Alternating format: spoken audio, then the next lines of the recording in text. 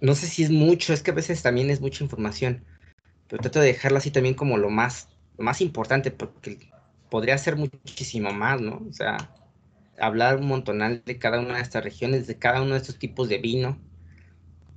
Si bien la teoría es importantísima, no hay como probar los vinos para darse cuenta como tal, ¿no? De cómo son en realidad. A ver, ahí les voy a cargar la presentación. Nos quedamos en esta región de Lombardía, ¿no? Al ladito del Piamonte, es la región norte de Italia, ¿no? Que esta va a destacar muchísimo por esta elaboración de vinos espumosos a partir de del método de Champenois, ¿no? Es un vino muy bien elaborado, al grado de que puede llegar a ser un rival en el caso de los vinos espumosos de mayor categoría, como puede ser los champán, ¿no? Entonces, vemos que cada país también elabora distintos tipos de vino y van a ir destacando, ¿no? Dependiendo de la particularidad que tengan. Vemos que, por ejemplo, en el caso de los espumosos de método tradicional, pues destacan mucho en Francia, ¿no? Los cremant o el champán, ¿no? Por ejemplo. En el caso de España, los vinos cava, ¿no? Que también tienen denominación de origen y que pues son muy bien valorados, pero, por ejemplo, no llegan a la categoría de un champán, ¿no? Pero sí son muy buenos. Va a depender de la necesidad que tengamos en el caso del vino, de cómo lo queramos utilizar. Y pues ya vimos, por ejemplo, acá en Italia, en el caso de los Franciacorta, ¿no? Que son vinos igual hechos por método tradicional, que simplemente por conocer su denominación de origen, vamos a saber cómo está elaborado el vino, ¿no? Sabemos qué uvas son las que están en el proceso de elaboración, principalmente la Chardonnay y la Pinot Noir. Y pues, prácticamente, o sea, son vinos muy elegantes, muy bien valorados, un poquito menos ácidos, como en el caso de los champán, ¿no? Entonces, cada uno tiene su propia personalidad. Dice por acá Paola, profe, ¿va a subir las demás grabaciones o va a subir las presentaciones? Ambas. El día de hoy tengo tiempecito, ¿sí? Perdonen que no se las subí el fin de semana, tuve muchísimo trabajo, pero el día de hoy tengo tiempo, les subo todo lo que ya vimos, ya les subí Francia, les subo España, Italia, yo creo que de una vez les subo Portugal. Vamos a ver Portugal entre hoy y mañana. Y en la semana les subiré Alemania, ¿no? Porque el día jueves vamos a tener la cata, pero vamos a tener unos minutitos previos de teoría. Entonces, para que ya se quede así como esta parte de Alemania ya entrada, porque quiero que catemos el vino alemán, ¿no? El Oppenheimer que tienen. Si les dejaron un Oppenheimer en sus kits, si lo tienen es una botellita azul, es Oppenheimer. A ver, confírmeme, por favor. Vino alemán. A ver, ¿alguien tiene por ahí sus vinos a la mano? Es una botellita azul. No, profe, no los tengo en la mano, pero a ver, déjame, voy corriendo a ver. A ver, alguien que los tenga por ahí, que me diga, porque si son los mismos que manejé en cursos pasados, deben de tener un Oppenheimer. Y como vamos a ver en ese caso, la entrada a Alemania, pues ese es un vino alemán. Y es como un vino para empezar, porque es un vino muy fácil, ¿no? Un vino muy fácil de beber. Entonces vamos a ir como también hablando de intensidades, empezar con los vinos fáciles y poco a ¿Dijo poco. una botellita azul, profe? Una botellita ¿Blue azul Ring? debe decir Oppenheimer Blue Ring, si no me equivoco. Ajá, Blue Ring. Ujú. Oppenheimer Ese vamos a catarlo el jueves. Vino ¿Va? blanco de Alemania. Vino blanco de Alemania. Debe de decir Valitaswein, ¿qué? Algo, no me acuerdo más. Pues Entonces sí. el jueves Rheinhessen, ¿no? empezamos con las catas. El jueves empezamos con las catas, ¿sí? En general, pues en este bimestre solamente vamos a poder tener una, el resto va a ser para la segunda parte del cuatrimestre, ¿no? Vamos a tenerla casi todas las semanas 2 veces. Va a ser lunes y jueves, lunes y jueves, lunes y jueves, ¿no? Van a ser 6 catas en total. Entonces, para que estemos ahí al pendiente. En esta semana nada más vamos a tener una cata. La siguiente semana también nada más vamos a tener una cata. Este jueves y el jueves que sigue. Y de ahí nos vamos a ir lunes, jueves, ¿sí? Hasta que catemos 6 vinos. Va a ver, la mitad de los chicos van a estar conmigo en el laboratorio, en el campus, la otra mitad va a estar en sus casitas, ¿sí? Vamos a estar micha y micha en el grupo, divididos, entonces para los que estén en casa, para que tengan agua con hielo, ¿no? Ahí en el laboratorio, pues tenemos el equipo de refrigeración que lo va a enfriar rapidísimo, los metemos todos juntos, le voy a pedir al chef que nos haga el favor de enfriarlo y en unos minutos va a estar frío, ¿no? Pero los que estén en casa, por favor que tengan hielo y agua, ¿no? Y un recipiente chiquillo, ¿no? O sea, nada más para enfriarlo, unos cuantos minutos, ¿va? Muy bien. Entonces vamos a continuar. ¿Alguna pregunta o algo que quieran mencionar por ahí? No, profe, nada. Bien. Nada más profe. era... A ver, Michelle. ¿Usted nos va a avisar quiénes son los que tienen que ir a la escuela? Lo voy a platicar a ver si al ratito con el chef, para que, es que él es el que va a coordinar esta parte, ¿no? Ok. Y ya que me diga cómo lo tiene planeado, porque, o sea, él es el que está haciendo esta parte de la movilidad en la escuela. Entonces, para que él me diga quiénes son los que van a estar, ¿no? Para que sea micha y micha. Muy Sí. bien. Va que va. Entonces estamos al pendiente de esa información. Ok. Entonces ya vimos, vamos a retomar este tema de Italia, la región de Lombardía, que va a destacar por estos vinos importantes, espumosos, los Franciacorta. A ver, un segundito, porque si no me voy a quedar sin batería. Caray.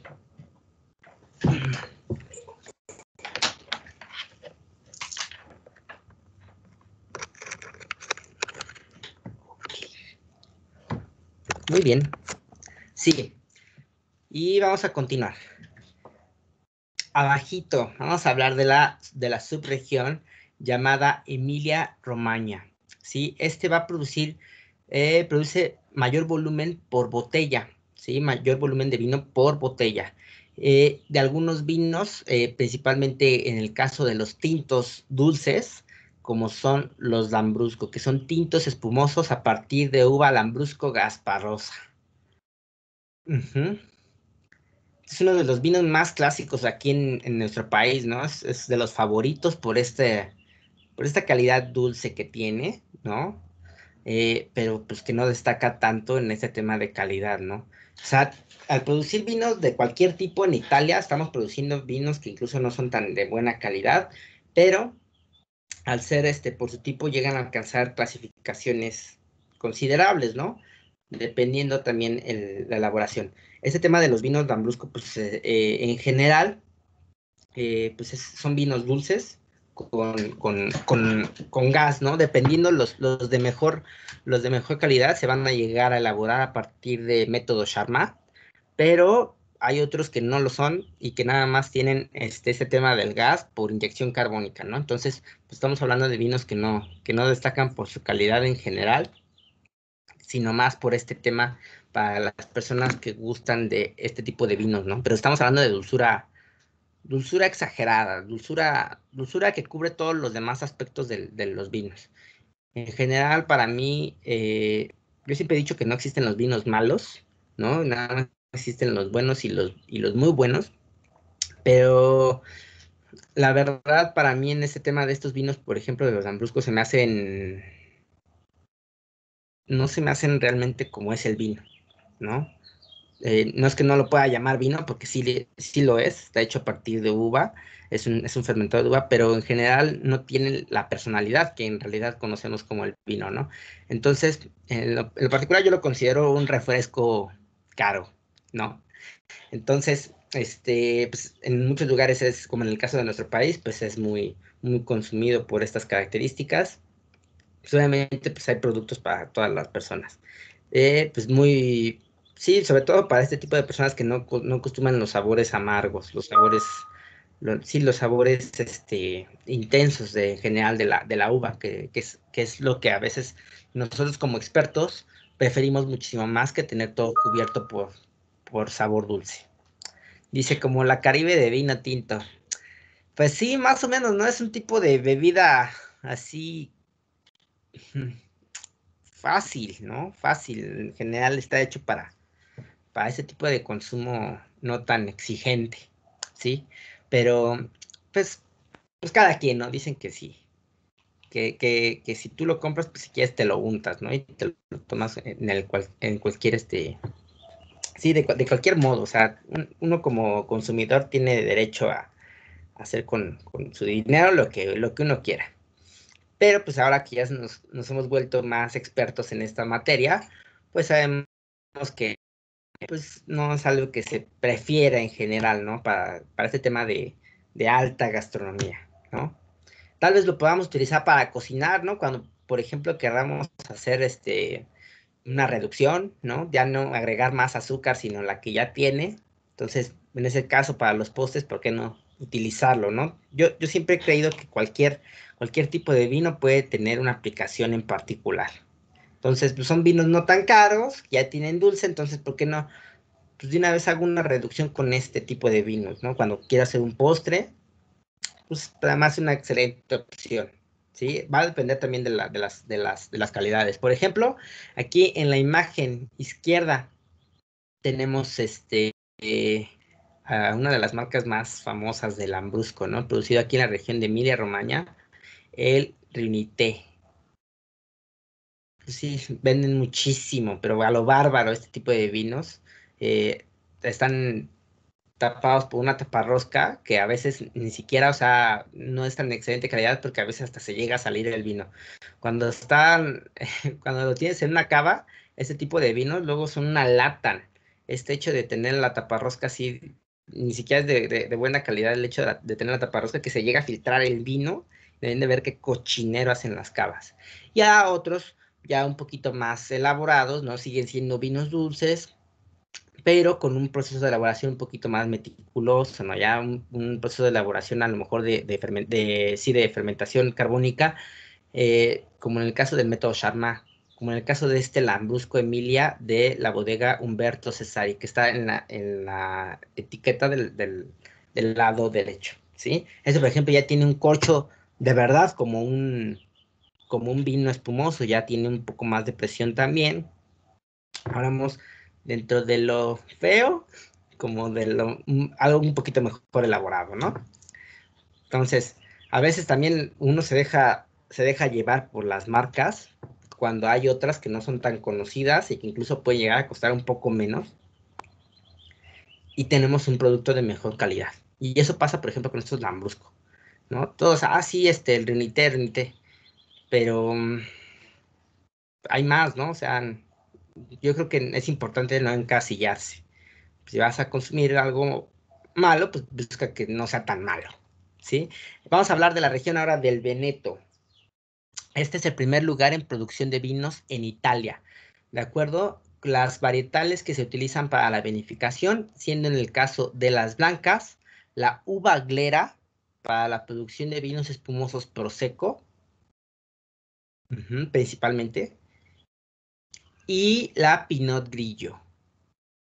Dentro de las uvas tintas se encuentra las más importantes, la Corvina Veronese, para ahorita un tipo de vinos llamados Valpolicella, que ahorita los vamos a ver, la Barbera y la Rondinella. Primer lugar en producción de vinos en Italia. Ok,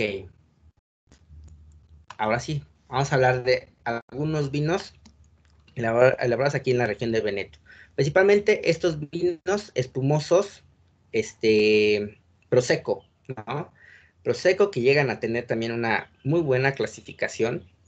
¿Me podrían decir, alguien recuerda con qué método de elaboración están elaborados estos vinos? Levante su mano.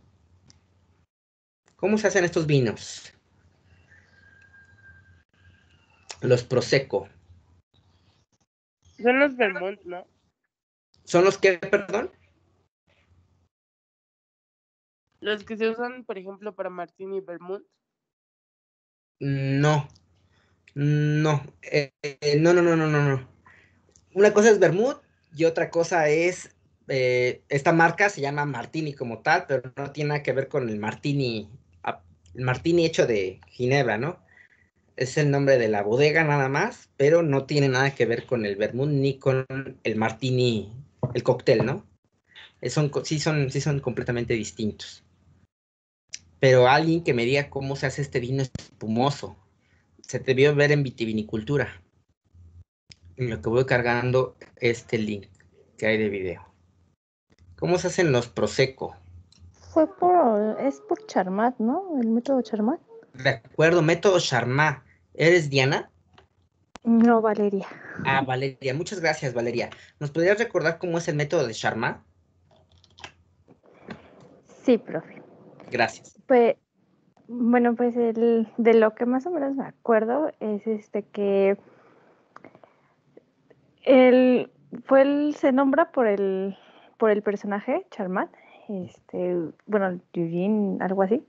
Ajá. Y consistía en agregar lo que viene siendo vino, la base del vino, con azúcar. Si no es que mal recuerdo. Sí, no, recuerdas bien, falta un poquito más, pero tenemos vino, azúcar, bueno, más bien una mezcla llamada licor de tiraje, ¿no? De tiraje, ajá, sí, el Sí. licor de tiraje, que era igual que lo rellenábamos el vino con este licor de tiraje, que también llevaba, creo que levadura. Correcto, tenemos Entonces el era licor de el tiraje. vino, azúcar y levadura. Correcto. Licor de tiraje que es vino, azúcar y levadura. Sí, que lo vamos a agregar a un vino base, como tal, un vino blanco de baja graduación alcohólica. Ok, ¿cuál es la particularidad de los vinos hechos a partir del método de Charmat? ¿A qué se diferencian de otros procesos?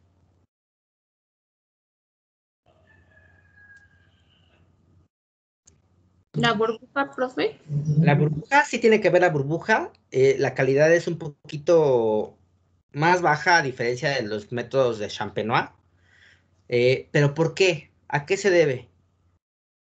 ¿Cuál es la diferencia entre un vino espumoso a partir del método tradicional de Champenois al de Charmat?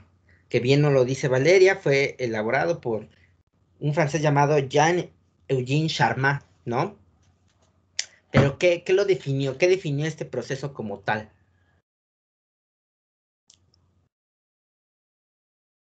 ¿Sí lo recuerdan? A ver, vamos a retomar este tema de los vinos espumosos. ¿Quién me recuerda métodos para la elaboración de vino espumoso? ¿Cuáles son los métodos para elaborarlos? Es importante que quede claro este tema. Charmat y Champenois. Charmat, Champenois, ¿qué más hay para elaborar espumosos? Sí, muchas gracias, Valeria. Digo, Mariana. Hay más métodos. ¿De qué manera obtenemos un vino espumoso? Aparte del Charmat y Champenois. ¿No? Creo que dijo el de inyección, ¿no? Algo así, con gas. Inyección de gas carbónico, ¿de acuerdo? Ese es otro, clasificado, ¿no? Y hay uno más. ¿Cuál es el otro? ¿Cava, profe? ¿Cuál, perdón? Diana. ¿Cava? Cava, el cava está hecho a partir de Champenois. Sí. A ver, Valeria. Bueno, no me acuerdo del otro, pero estoy viendo aquí en mis apuntes la diferencia del Charmat y el Champenois. Ok. Más que nada es en la fermentación, ¿no? Cómo esta se fermenta, porque tenemos el Charmat que es en barricas de acero y el Champenois, ¿no? ¿Sí? ¿Cuál es? Bueno, el otro es en la botella misma, que es cuando se congelan las lías y todo ese procedimiento. Entonces el Exactamente, Charmat es Valeria. menos laborioso. Correcto. Ya le diste a clavo entre la diferencia del Charmat y el Champenois. El que faltaba era el método transfer. Ok, entonces ahora sí, como nos lo dice Valeria, la diferencia entre los dos principales métodos de elaboración de un vino espumoso, que es el Champenois y el Charmat, es que el Champenois está hecho la segunda fermentación, la fermentación carbónica, en una botella. Y en el caso de los Charmat, se hace en un tanque presurizado de acero inoxidable. Es una producción más industrial, ¿no? Se hace más por masa que a diferencia del champenois, que se hace cada uno en una botella, este tema de la fermentación. Y tenemos que después realizar el remouage y el degüelle para eliminar las lías y todo eso, a diferencia del charmat, que lo hace por precipitación, ¿no? Esta limpieza del vino, y obviamente es en términos más industriales, ¿de acuerdo? Entonces, los vinos Prosecco están hechos a partir de método Charmat. Si ustedes yo les pregunto, ¿con qué método de elaboración está hecho un vino Prosecco? Ustedes me van a decir que está hecho con un Charmat. Si yo les digo, ¿con qué método de elaboración está hecho un vino Cava? ¿Con qué método de elaboración está hecho? Champenois. Con Champenois, ¿de acuerdo? Y saben que es un vino con denominación de origen española. Si yo les digo que un vino, ¿con qué método está hecho un vino lambrusco? ¿Qué me podrían decir? Charmat o tal vez gasificado, ¿de acuerdo? Dependiendo de la calidad. Podría ser Charmat o tal vez gasificado. Si yo les digo, ¿qué tipo de fermentación o de elaboración tiene un cremant francés?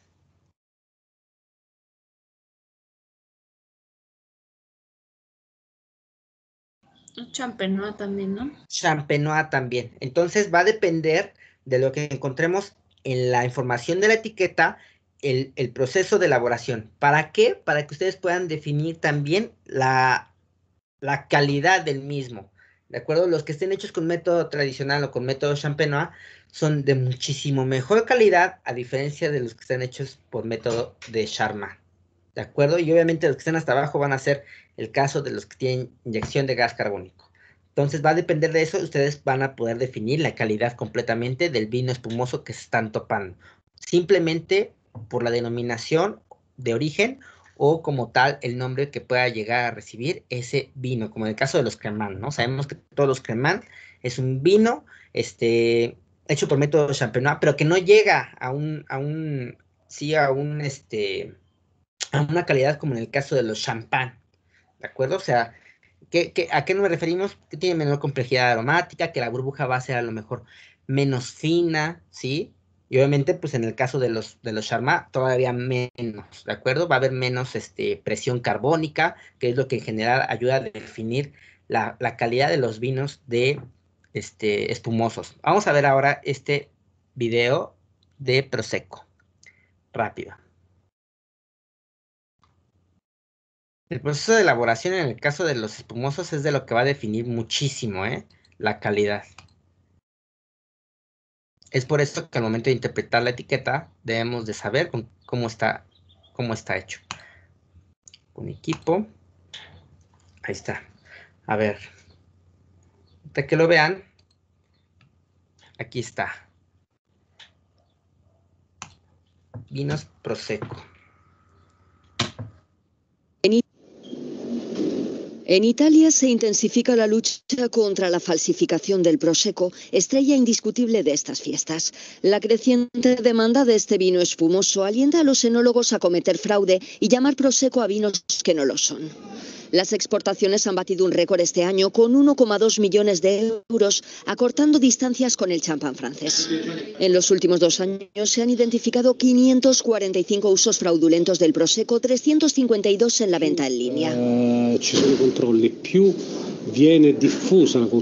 Cuanto más controles haya, más se extenderá la cultura del Prosecco. Los consumidores deben estar al tanto y pedir la denominación de origen controlada Prosecco o la denominación de origen controlada y garantizada, dependiendo de lo que quieran. Esto es fundamental porque es mucho más grave que las botellas falsas de Prosecco, cuando otros tipos de vinos espumosos se venden ilegalmente como Prosecco.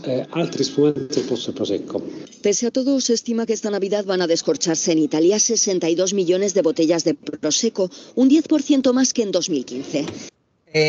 Perdón que lo interrumpa. Así como lo está sirviendo esa señora, el vino, por favor, no lo hagan, ¿sí? Jamás se debe tocar la botella. la copa con la botella. Jamás debe tener ese choque entre los dos cristales. Deben estar separados uno del otro en el momento de hacer el servicio para cuando realicen sus catas. Eso es algo que yo reviso mucho, que no vayan a tocar la botella con la copa. ¿Por qué no? Pues por protocolo, ¿sí? Y principalmente también por higiene, porque imagínate, si esa copa ya fue utilizada y ya tocó la boca, esa orilla, está contaminando, ¿no? Directamente toda la botella. Entonces jamás debe tocar nunca deben de chocar la copa con la botella, ¿de acuerdo? Eso principalmente. Entonces, protocolariamente, en un servicio profesional, nunca se hace. Lo óptimo, dado caso es que fuera un vino espumoso, si quieren inclinar la copa, tal vez, ¿no? Pero sí, es mejor dejar las copas también en la mesa, no tocarla. Lo único que debemos de manipular principalmente es la botella. Ya si no tienen mesa, en ese caso, en un sentido que están de pie, tal vez, no sé, en un jardín, o la que los obliga a estar de pie, pues ya van a tener que sostener la copa. Pero lo principal es que no se choque nunca la botella con la copa. Italia 62 millones de botellas de Prosecco, un 10% más que en 2015. En el extranjero, 158 millones de botellas, un 20% más. Ok, ya nos faltaba poquito. Entonces,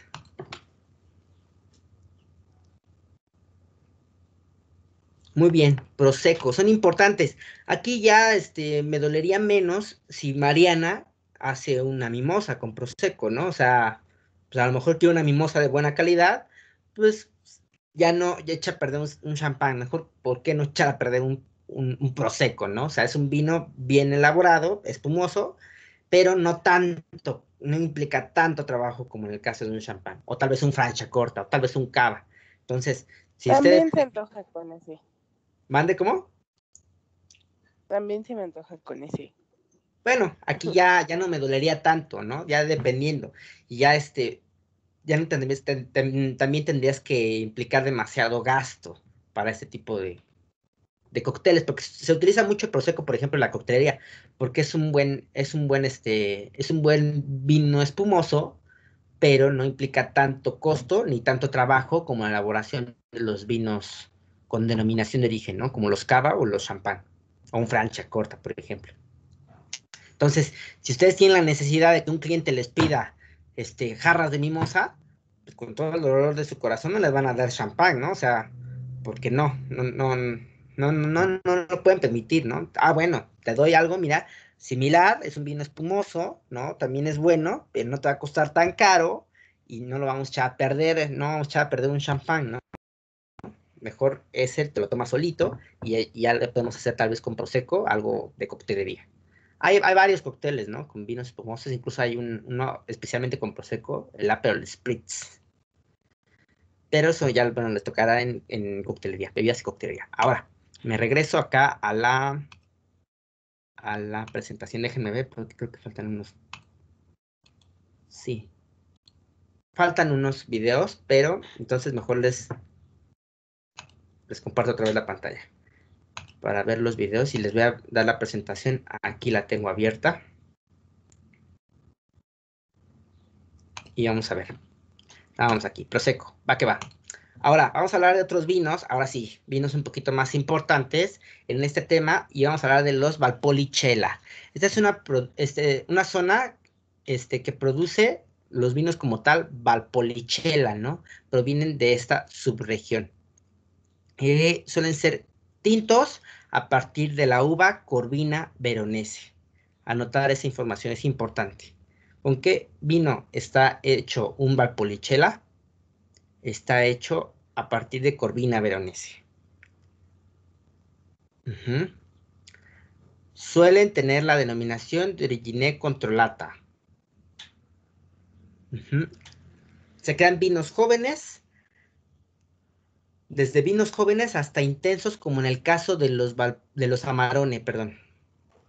Amarone de la Valpolicella. Estamos hablando de este tipo de vinos, por ejemplo, de los Amarone que tienen cierto tiempo de deshidratación, la uva. Estamos hablando de uvas tintas, que las llegan a solear para deshidratarlas un poco e incrementar la intensidad del vino como tal. Vemos que pierden agua, se quedan más los nutrientes. Al momento ya de la vinificación tenemos mostos muchísimo más intensos, ¿ok? Mucho más pronunciados. Los colores son oscuros, o sea, tenemos mucho nutriente, mucho polifenol también en estos vinos. Y además de que la complejidad en estos vinos son muy elevados, son aromas muy finos, ¿no? Se encuentran con muy buena calidad aromática, con muy buena resistencia. Suelen ser vinos también longevos, que pueden tener un buen paso de guarda, tanto como en barrica como en botella. Entonces el Amarone pasa por ese tipo de proceso en la uva antes de la vinificación, y el Amarone de la Valpolicella es la versión más fuerte del Valpolicella. Entonces vemos que hay vinos desde jóvenes hasta bien intensos, ¿no? O sea, vinos que tengan poco tiempo de elaboración, de guarda y todo esto, hasta otros que ya suelen ser bien intensos. Cuando se topen con un Amarone, pues ya estamos hablando de vinos considerados, o sea, sí, ya finos, ¿no? O sea, muy elegantes, muy intensos, algo caros, ¿no? Un Amarone muy barato, muy barato, muy barato.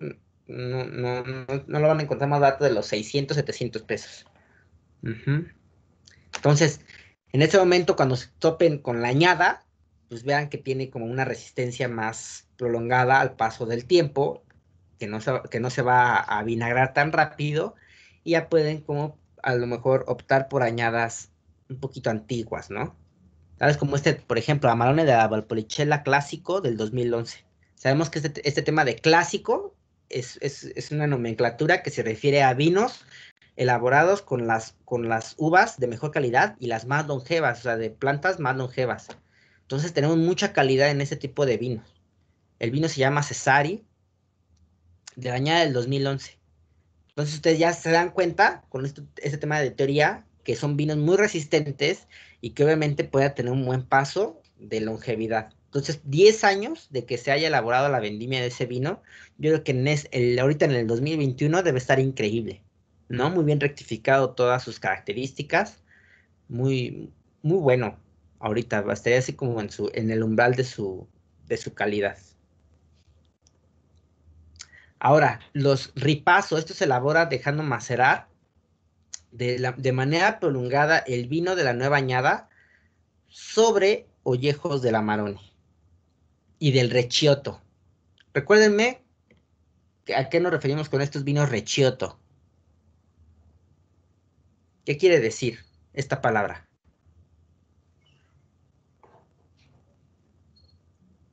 A ver.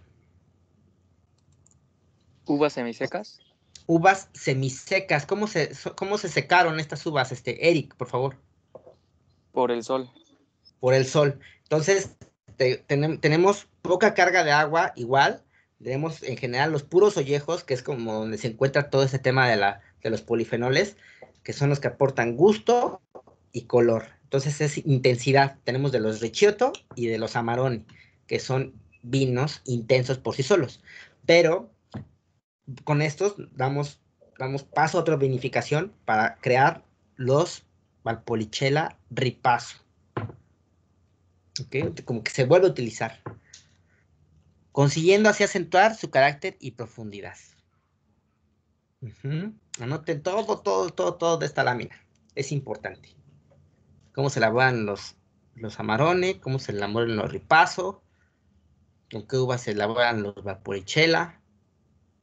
A veces en este tema de los Amarone pueden llegar a verse también utilizar Nebbiolo. Pero principalmente esta, uva Corvina Veronese. Muy bien. De la región centro, de la más importante, la región de la Toscana. Estos son vinos conocidos en todo el mundo y los viñedos se clasifican en 1716 por el duque de la Toscana. Vamos a ver este video. Copiar el link.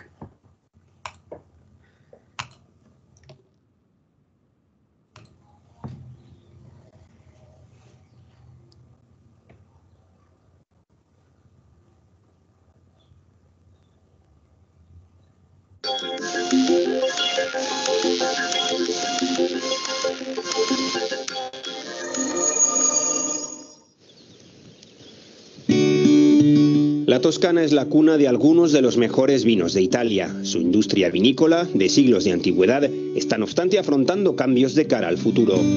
Algunos productores están dejando de lado los pesticidas para optar por los cultivos biodinámicos.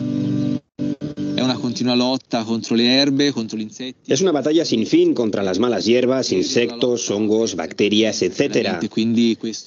Es una guerra perdida, lo que lleva a abusar de productos químicos que se acumulan en la tierra y contaminan el agua. En la agricultura biodinámica hacemos al revés. La base de la agricultura biodinámica es la cohabitación de todos los seres vivos.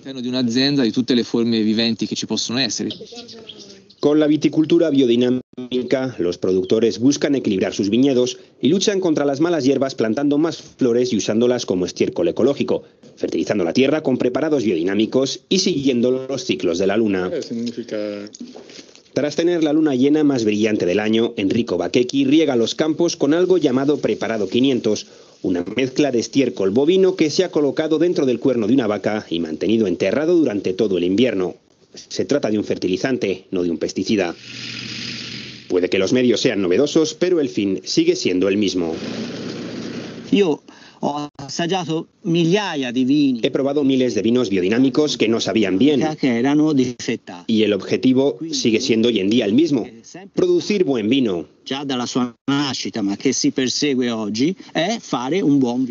Si no lo consigo, da igual si apuesto por lo biodinámico, lo químico, lo orgánico, lo atómico. Significará que me he equivocado absolutamente. Cada vez son más los productores que apuestan por este sistema, que combina el respeto al medio ambiente, la calidad y la también necesaria rentabilidad económica.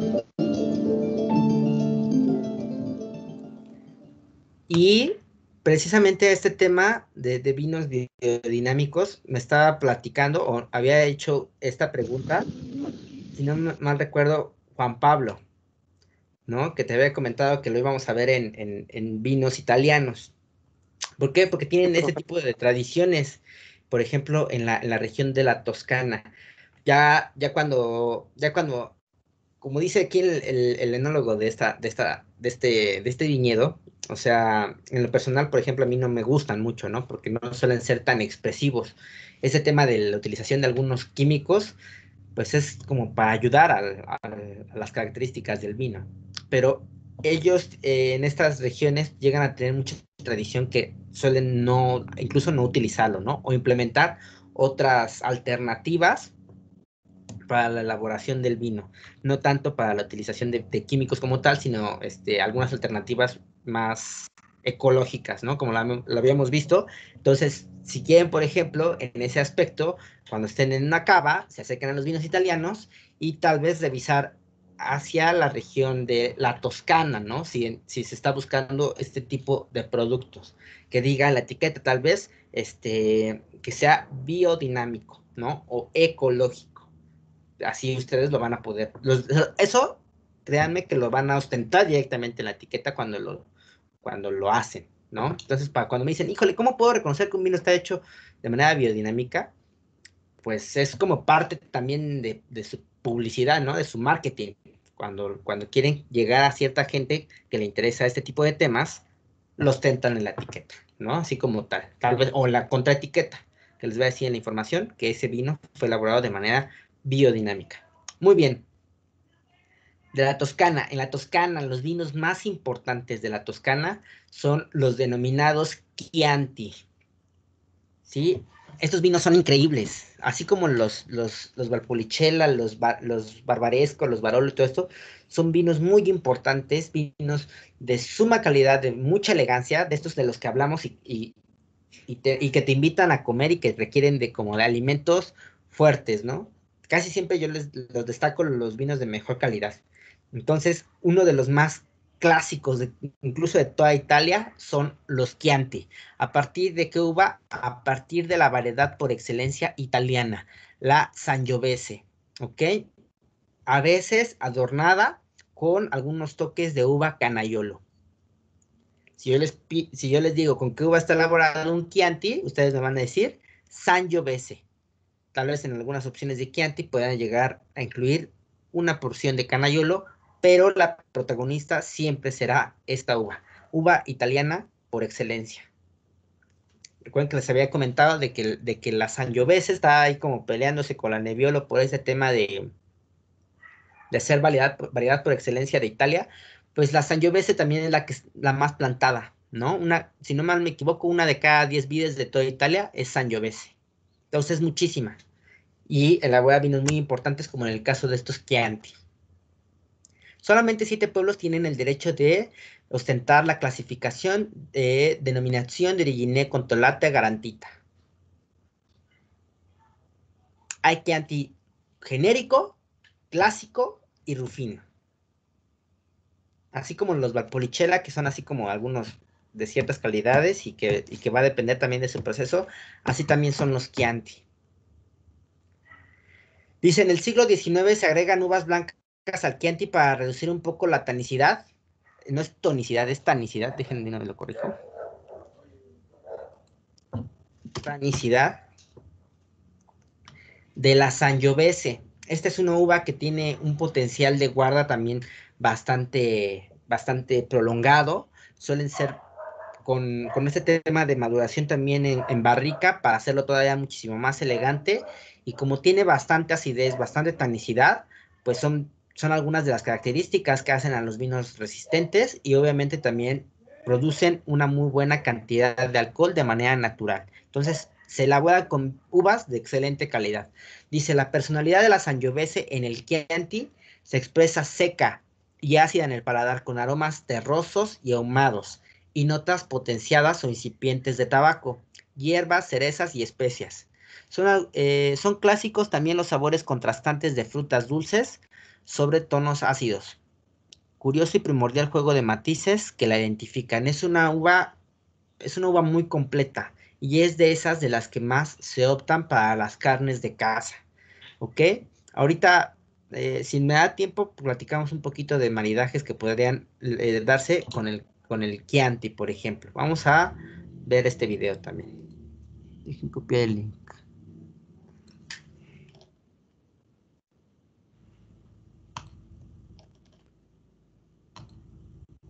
Solamente 7 subregiones de la Toscana pueden hacer vinos que se puedan llamar Chianti. Pero son muy buenos.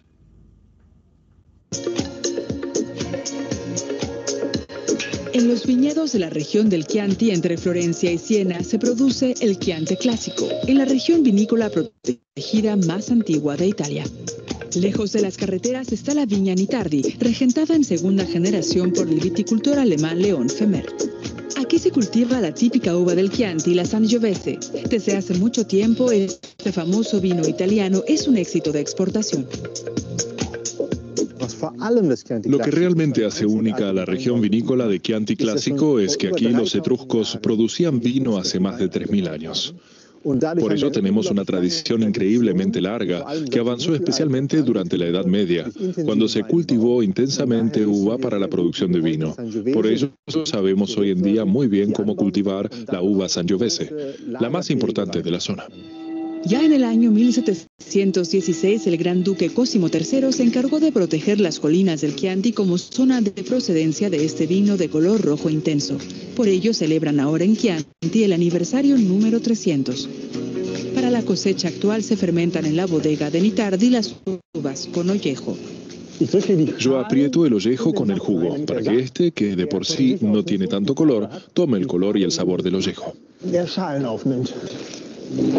De aquí sale el mosto, la fase previa del vino que con pocas semanas adquiere un sabor fuerte y frutoso.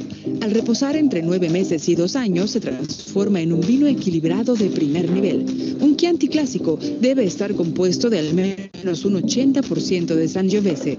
Se permite que el 20% restante provenga de otra uva. En Nitardi creemos que Sangiovese es la uva que mejor representa al Chianti clásico, a la región y a la tradición. Y por eso nuestros vinos contienen por lo menos un 90% de Sangiovese, y algunos vinos son incluso 100% Sangiovese. Pero el Chianti tiene un problema de imagen. La creciente demanda llevó en los años 30 a ampliar las zonas de cultivo. Debido a las diferencias de calidad, el vino tinto se ganó la reputación de ser un vino de mesa simple. Los vinicultores de la región originaria del Chianti se defendieron creando la marca Chianti Clásico, con un gallo negro como emblema. Sergio Zingarelli es el actual presidente de la asociación Chianti Clásico y uno de los mayores vinicultores. En su viña Rocca delle Macchie produce más de 1 millón de botellas al año de Chianti Clásico. Su asociación lucha contra el cliché de vino barato. Él quiere que los consumidores vuelvan a reconocer la singularidad del Chianti Clásico y para ello quiere promover la calidad del vino, también con un logo moderno.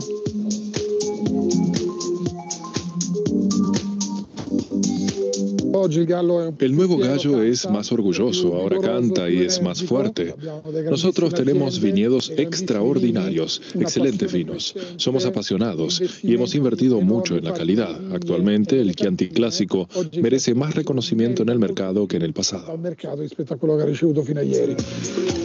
De vuelta en la viña Nitardi, mientras algunos productores compran uva ajena, León Fenfert mantiene la tradición familiar. Él afirma que solo con la uva de los propios viñedos se puede garantizar la calidad y pocos son conscientes de ello. Si pequeños productores hacen realmente todo a mano, en la viña y en la bodega, eso habría que comunicárselo mejor a los consumidores. Algo así debería estar reglamentado y debería estar escrito en la botella. Llama la atención el número de esculturas que adornan la viña. La hacienda perteneció en el pasado al artista renacentista Michelangelo y el padre de León Fenfert continuó con la conexión entre vino y arte. En 1981, el comerciante de arte de Frankfurt compró la finca y creó su propio sello. Artistas internacionales comenzaron a diseñar las etiquetas de las botellas. Entre ellos, Günter Grass, Dario Fo y Yoko Ono. Nuestra idea es que la etiqueta represente de alguna manera el vino que contiene la botella. Para ello, los artistas nos visitan y reciben de regalo 120 botellas de vino que llevan su etiqueta. La única excepción fue Yoko Ono, que no quería vino, porque al parecer no toma vino, y por ello le regalamos 120 botellas de aceite de oliva. 80% del Chianti Clásico se exporta a todo el mundo. También León Fenfert vende casi todo su vino al extranjero. Actualmente está saliendo al mercado la cosecha de 2014.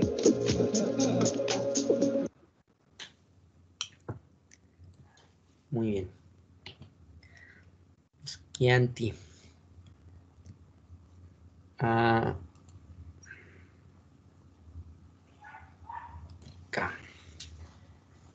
Muy bien. Antes, estos vinos Chianti no solían ser tan valorados, ¿no? Fue con el paso del tiempo que se fue todavía incrementando ese tema de la calidad en este tipo de vinos, que incluso se llegaban a transportar en este tipo de botellas, como la que se encuentra en la imagen izquierda, ¿sí?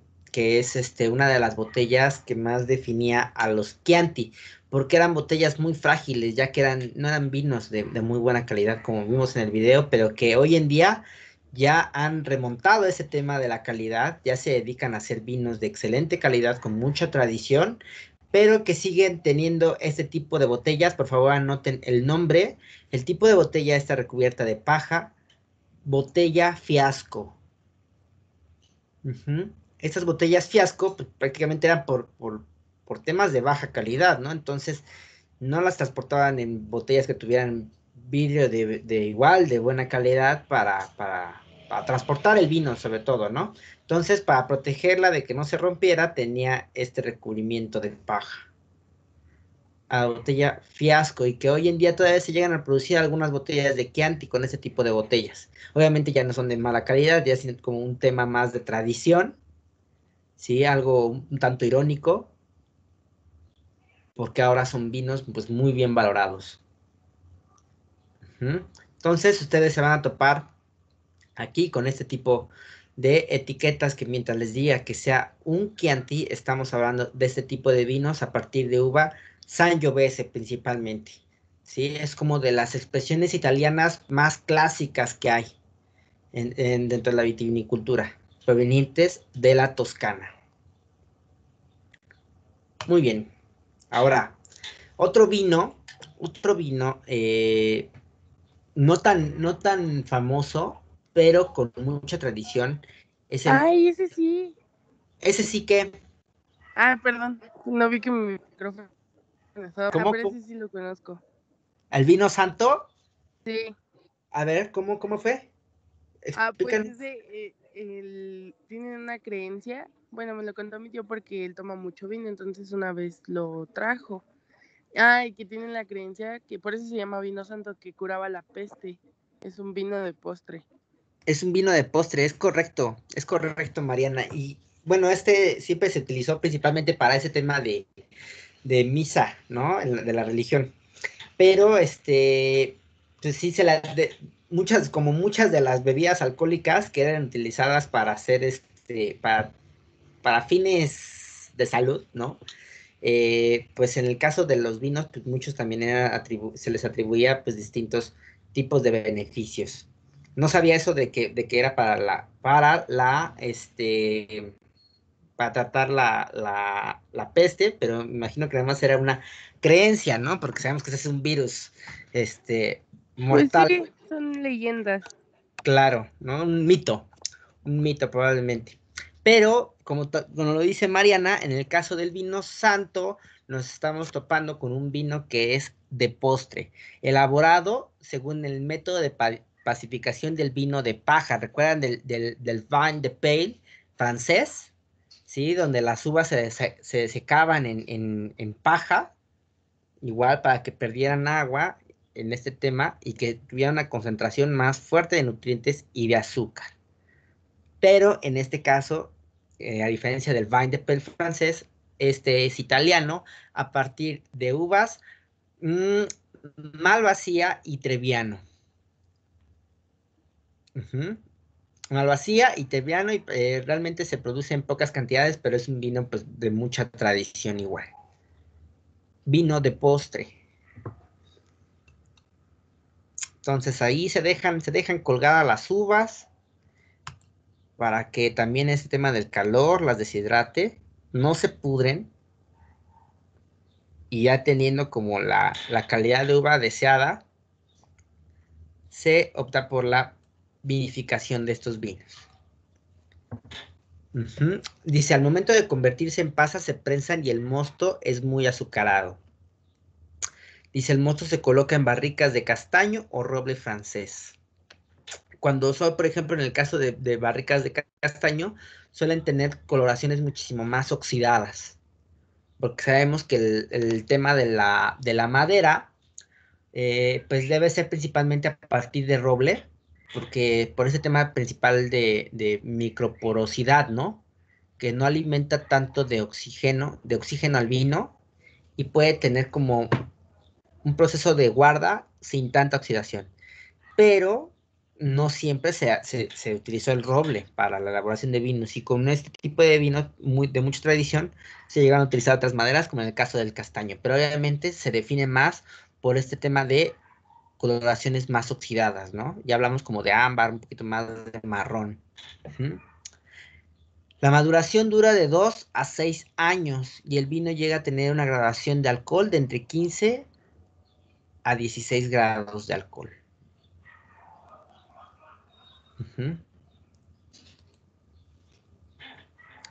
Dice, a veces se remojan las amaretti con el vino santo, estas galletas hechas de almendra, ¿no? Entonces, si por ejemplo sabemos que es como un clásico este tipo de combinación, tal vez podemos elaborar directamente un platillo con almendra, ¿no?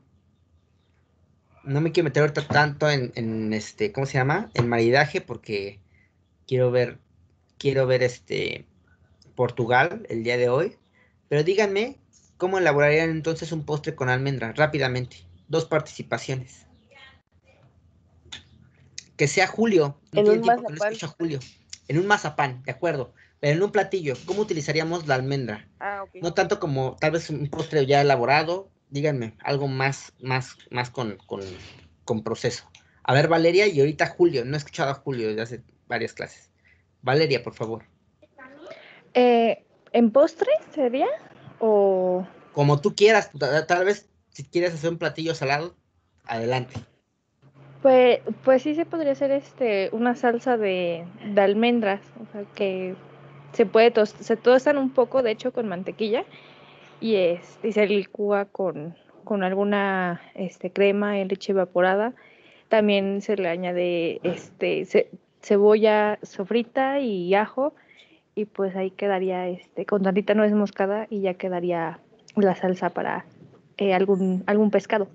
Se escucha rico. ¿Qué tipo de pescado en particular y cómo va a ser la técnica culinaria para elaborarlo? Pues podría ser un pescado frito, bueno, sí, sofrito con el mismo, también con un poco de ajo, pimienta, sal, puede ser tilapia, con aceite de oliva, y le pondré alguna hierba para aromatizar, albahaca, le pondré albahaca. Qué maravilla, se escucha súper bien el platillo, muy elaborado, ¿no? Como muy completo, y que tal vez con este tema de un vino dulce y con alta gradación alcohólica vaya a ser una muy buena armonía, ¿no? Con este tema de salsa almendrada. Se escucha muy rico, me gustó. Ok, muchas gracias, Valeria. A ver, Julio, antes de Mariana. Julio, por favor, danos una propuesta. ¿Qué elaborarías tú para acompañar este vino? Ya sabemos cómo son las características. A ver, Julio. Es que de verdad no sé, profe, porque yo con la almendra no tengo mucho trato, realmente. ¿No Y te gusta? realmente es que no lo he probado, la verdad. No me digas, júramelo por Dios. Eso De sí no. verdad. Wow. Eso sí no me lo había topado. Nunca almendra para nada. Ni para un Nada. licuado. Lo más cercano es la nuez, y me imagino que son similares, pero no. Es que bueno, mi familia no es mucho, como que es más de una cocina más tradicional y no son de comer así ese tipo de alimento. Entonces la Ok. almendra sí he probado, entonces no les sabría dar un marinaje. Lo único que sé o ubico que se cocina con almendras es el mole, pero creo que no quedaría muy bien con este, con este vino, ¿verdad? ¿Por qué no? No, es que no sé si sea muy fuerte, Pero porque también en bueno, este por lo caso el vino es fuerte.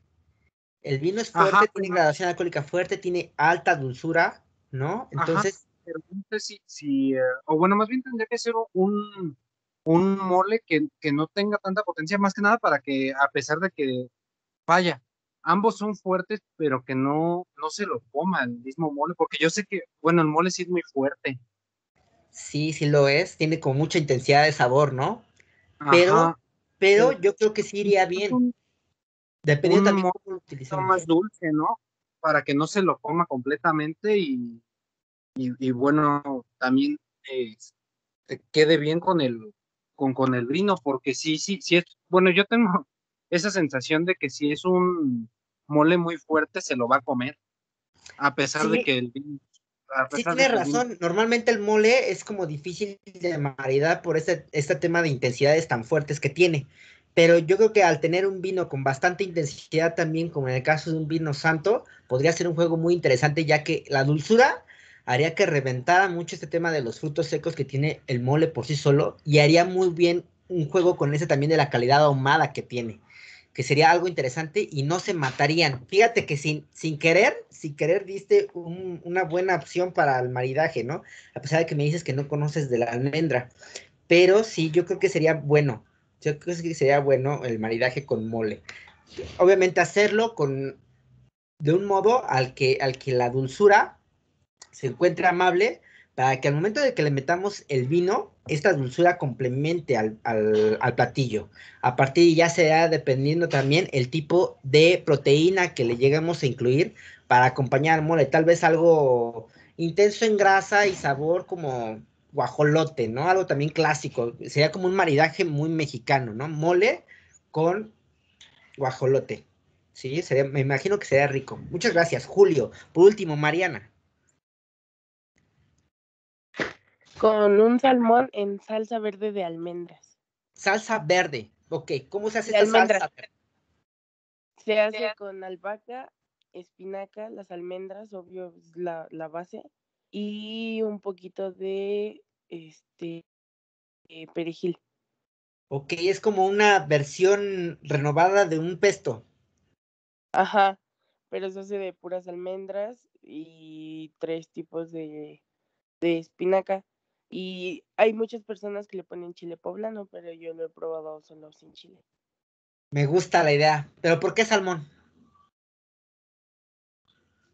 Porque ese vino de postre se me antojó con salmón. Ok, O tal sea, vez me lo por este tema imaginé. también, pero salmón ahumado, ¿no? Para ayudar a No, las salmón. intensidades que tiene el vino, porque si no, tal vez lo podría llegar a opacar. En el tema de dulzura, creo que el ahumado a veces hace algo muy interesante en general en los platillos. El azúcar con el ahumado hace cosas bien, bien, bien vaciadas porque hace como algo de lo que no estamos acostumbrados. Sí, con el salmón ahumado puede ser algo muy sencillo como un canapé, así un pan tostado con queso Filadelfia y el salmón. Bueno, Eso. sí, ¿por qué no? Ese tema de la grasa, del queso, el salmón ahumado, también grasoso y una base de pan. Sí, tal vez a lo mejor algo para cerrarlo. Le hace falta a lo mejor ahí una salsa ligera. Sí, tal vez de este pesto innovador que elaboraste en lugar de piñones con almendras. Me gusta, ¿no? Como otra nueva presentación de lo mismo, de los mismos ingredientes. Muy bien, muchas gracias. Ya estamos haciendo como propuestas más interesantes, ¿no? Más completas y que ya están dando pie a la creatividad. Así es como funciona en general. Y ahora que demos catas, vamos a necesitarla mucho. Dice Valeria, ni la Magnum con almendras. Tal vez sí, hay lácteo, hay chocolate, hay almendras. Tal vez sí, tal vez sería demasiado dulce. O sea, tenemos como tal una paleta que suele ser dulce y luego meterle vino de postre. A veces puede ser como demasiado. Pero si haces tú una propia versión de una Magnum con una versión de dulzura más baja, tal vez se complemente bien al momento de maridarlo con el vino santo, por ejemplo. Muy bien. O sea, ese tipo de vinos que son intensos en todos los aspectos son como para maridajes difíciles. Por eso les digo que podemos optar en este momento como por sabores ahumados porque no se matarían, ¿no? Que es lo que tenía, por ejemplo, Julio, en ese tema no se matarían. Que si fuera un vino blanco, como un albariño, pues ahí sí se queda y se pierde el sabor del vino blanco. Pero estos son vinos ya más intensos. Dice Leslie Juliet, chiles rellenos con almendras con carne. Sí, este chile poblano, ¿no? Que lo tenemos que tatemar para limpiarle la piel, le deja una tonalidad ahumada. Tenemos a la almendra, tenemos carne, sí, me encanta agregarle especias, ¿no? Hacer un poquito, tal vez un poquito con salsa de tomate también. ¿Y con qué iría por afuera la salsa en general? Eso le falta una salsa para terminar de complementar todo el platillo, para darle sí, para que se junten todos los sabores. Chile en nogada, tal vez sea demasiado, tal vez el chile en nogada se quede apagado, me imagino. A ver, déjenme pensar. La salsa, pues es de nuez, ¿no? Tiene queso, tiene crema, tiene jerez. Bueno, sí, tiene estructura. Yo creo que sí. Pero a veces el tema de toda la conjunción del chile en nogada suele ser como un sabor elegante, porque tiene varias cosas, es frutalidad, es lácteo, tiene frutos secos, tiene ligera tonalidad ahumada, tiene este tema de la granada, que es muy frutal en general. Sí, probablemente vaya bien, porque también lleva especias, lleva nuez moscada, ¿no? Lleva canela, lleva tomillo, sí iría bien un chile en nogada, ¿por qué no? Yo casi siempre, para los chiles en nogada, casi siempre recomiendo como vinos no tan fuertes, para no matar este tema de ser protagonista el chile en nogada, ¿no? Porque se me hace un platillo de alta cocina, ¿no? De mucho trabajo, que implica demasiadas cosas. Entonces a veces trato de que los maridajes no sean con vinos tan intensos para que se respete este tema, pero yo creo que sí le da el pie para incluso dar un maridaje con este tipo de vino santo. Muy bien, muchas gracias, Ivonne. Y Valeria, lo decía por mi compañero que no ha probado la almendra. Sí, bueno, es que es complicado, ¿no? Es como algo como muy, bueno, no sé, yo lo he probado como en muchísimas cosas, pero pues si no lo he probado, sería una buena oportunidad para Julio, ¿no? Utilizar almendras para conocerlas un poquito más. Muy bien, a ver, vamos a continuar, ya nos pasamos, luego, por eso no me quiero meter tanto en maridaje, porque luego me clavo y no paro de hablar. La región sur, ¿sí? En la isla de Sicilia, ¿sí? Esta es una isla que elabora vinos reconocidos, tanto vinos genéricos por la gran cantidad de uva que hay, como en el caso de los vinos Nero d'Avola. Pero, ahorita vamos a ver una vez el video. Ya para terminar con Italia. Se elabora un vino generoso, de mucha tradición para los italianos, el Marsala. Pero ahorita lo vamos a ver. Vamos a ver de la vendimia del Nero d'Avola.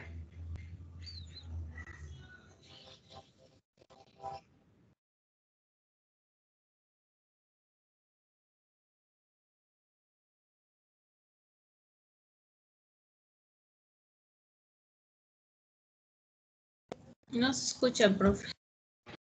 ¿No se escucha? No, no se escucha. Segundo. Todavía no hablaba nada, pero era más, era instrumental, pero creo que sí hablan. Vuelvo a cargarlo. La pantalla con sonido. Ahora sí.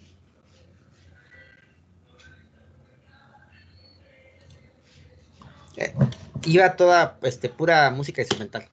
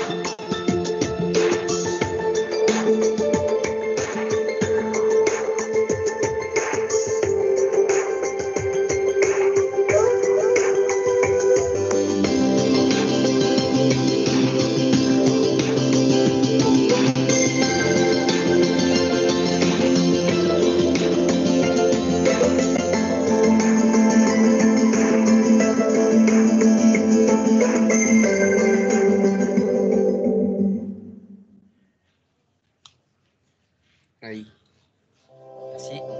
Así la vendimia en la mano. Ok. Y por último, aquí en la región de Sicilia, se elabora estos vinos fortificados Marsala. Dice el inglés John Woodhouse, en 1773, llega al puerto de Marsala y descubrió el vino local producido en la región, que se envejecía en toneles de madera y sabía parecido a los vinos fortificados, que eran entonces populares en el Reino Unido. Y gracias a él se conoce este vino en el mundo. Vemos que antes se toman mucho ese tipo de vinos, como en el caso de los vinos de Jerez o los Oporto, por ese tema de que duraban más, ¿no? No tendrían a echarse a perder tan rápido por el nivel de alcohol que tenían. Y en el caso de los italianos, ellos elaboraron su vino, igual de mucha tradición, los Marsala. ¿Ok? Entonces también que identifiquen por nacionalidad a qué tipos de vino se refiere, ¿no? Por ejemplo, menciónenme un vino fortificado de Francia, por ejemplo.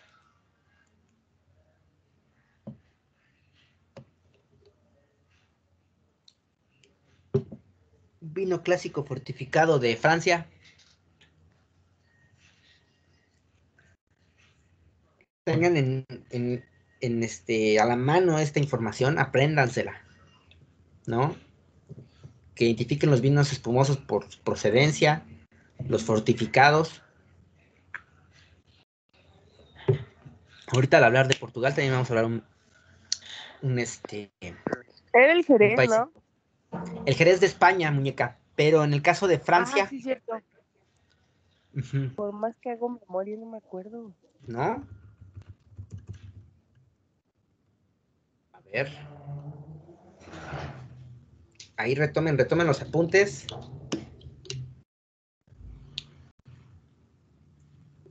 Les voy a dar una pista. ¿Qué les digo? Híjole, ¿cómo les digo? Una pista. Ay, caray. No me digan que no se acuerdan, porque yo tampoco les puedo dar una pista. A ver, es que si no les voy a decir todo. Denominación de origen de un vino fortificado francés.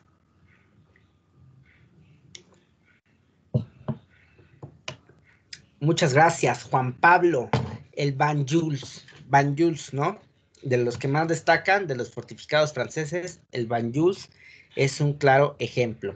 Ok, les voy a presentar ahora, ya terminamos con Italia, hay mucho más de qué hablar, hay muchos vinos hablando de cada una de las regiones, les dejo lo más importante, apréndanselo, pero hay muchísimo más, hay mucho más información. Entonces, hasta ahí vamos a dejar en Italia, siendo los vinos más reconocidos en general del país, porque elaboran pues de manera bárbara y en cada una de las regiones muchísimo vino. Ahí les dejo nada más los más importantes. Ahora, vamos a platicar de Portugal y antes de iniciar quiero que me digan qué saben de Portugal. Datos de Portugal. Hablan Y le voy a portugués. preguntar, a ver, sí, perdón, Juan Pablo. ¿Qué hablan portugués? Hablan portugués, de acuerdo. ¿Dónde más hablan portugués aparte de Portugal? Brasil. En Brasil. Sí, no, es de las pequeñas regiones de Sudamérica donde se habla portugués, porque fue aquí donde llegaron. A diferencia de los españoles, pues ellos fueron conquistados por portugueses, a diferencia del resto de las regiones, ¿no? Muy bien, muchas gracias, Juan Pablo. Hablan portugués. Y ¿De Valeria. ahí viene el Oporto? De ahí viene el Oporto, Michelle. ¿Qué es el Oporto? ¿Un vino? Ok, ¿qué tipo de vino recuerdas? No, bueno, es que apenas lo estoy investigando. No te preocupes. De aquí viene el Oporto de Portugal. Muy bien, muchas gracias, Michelle. Mariana. Que está la Torre de Belém. La Torre de Belém, ¿en dónde? En Portugal. ¿En qué parte de Portugal? Ay, no me acuerdo, pero es un lugar del que quiero ir. Se ve bonito. Es un lugar donde quieres ir porque se ve bonito, es turístico. Platícanos, yo no lo conozco. Pues es una torre, es súper antigua y está como rodeado de un lago. Y una vez, lo recuerdo porque una vez estábamos viendo aquí en mi casa una enciclopedia de eso y vi la Torre de Belém, entonces dije, ay, algún día la voy a visitar. Ok, qué curioso, pero qué padre a la vez, ¿no? Porque tiene en general Portugal mucha tradición cultural, pero así bárbara, o sea, hablar de Portugal, así como en el resto de todos los países del viejo mundo, es hablar de muchas cosas que engloba desde el arte, desde la música, ¿no? La gastronomía, es muy bárbara también la gastronomía portuguesa.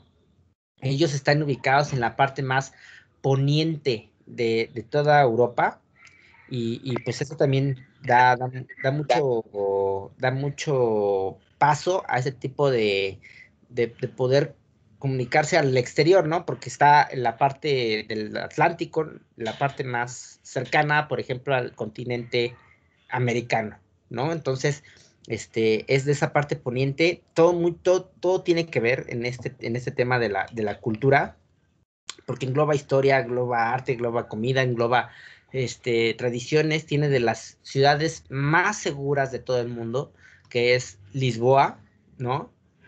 ¿Algo más que conozcan por ahí? Que es un país con muchos festivales, fiestas, como que es un país muy tradicionalista, fiestero. Sí, exacto. Muy pintoresco de este tema, ¿no? Está la del vino, ¿no? De Madeira, algo así. Los vinos de Madeira. Ajá, es una fiesta, ¿no? Bueno, de fin. Y bueno, el monte cada finca hacen un festival siempre por las vendimias y por toda esta parte, pero en general pues todo es una cultura que tiene mucha festividad también, ¿no? Dice, por ejemplo, Juan Pablo, la feijoada, un platillo típico. Sí, a partir de frijoles, ¿no? Juan Pablo. Sí, profesor judío. Bueno, ellos les llaman judías blancas. Que son correcto. Los frijoles ¿Qué más lleva? ¿Lo has preparado? Pues he visto, bueno, hay un restaurante ahí déjenme acuerdo cómo se llama. Ay, creo que es ahí por... a ver, déjenme acuerdo. Bueno, no sé qué se llama Pacá, el restaurante. Está en la zona de allá de la Roma. Uh-huh. Y bueno, cuando lo probé, traía frijoles. Se me hacía como una especie, como si fueran unos frijoles puercos. Claro, con mucha carne, ¿no? Y creo que también le ponen embutidos. Sí, de hecho, sí, y la tradicional lleva como partes del puerco, como oreja, lengua. Ah, sí, también tenía ese dato, que no era como es exactamente pura carne, sino algunas partes también que no, se aprovechaba todo del animal. Sí, eso lo recuerdo bien también. Muy bien, pero un platillo. Por regular ya como ¿cómo se puede decir? La forma occidental ya va con embutidos. Ok, entiendo. Entonces, la más típica es como de más puerco por sí solo. Sí, pero en realidad la tradicional pues sí son con lo que lo veríamos como con el desperdicio. Sí, claro, se aprovechaba todo para la elaboración del... Bueno, es que, híjole, han tenido como una historia también un poquito complicada, ¿no? En este tema, que llegan a aprovechar todo, o sea, nada se desperdicia por estos temas de guerra y por cuestiones económicas en general de la historia, pues ha hecho que las costumbres que dentro de las costumbres no se detenga el desperdicio de los alimentos, ¿no? Pasa mucho en este tipo de países, ¿no? Algunos otros, pues, que tuvieron complicaciones, mucho en Rusia, pasa mucho en Irlanda, pasa en países que han sufrido ese tema de hambruna, ¿no? Que hace que respeten mucho la comida y que aprovechen todo de los alimentos. Muy bien, vamos a ver unos datos curiosos antes de iniciar la teoría. Les voy a presentar un video y ahorita hablamos un poquito más.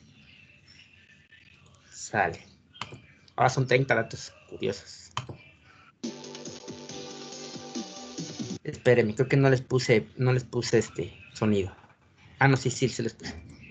Ahora sí.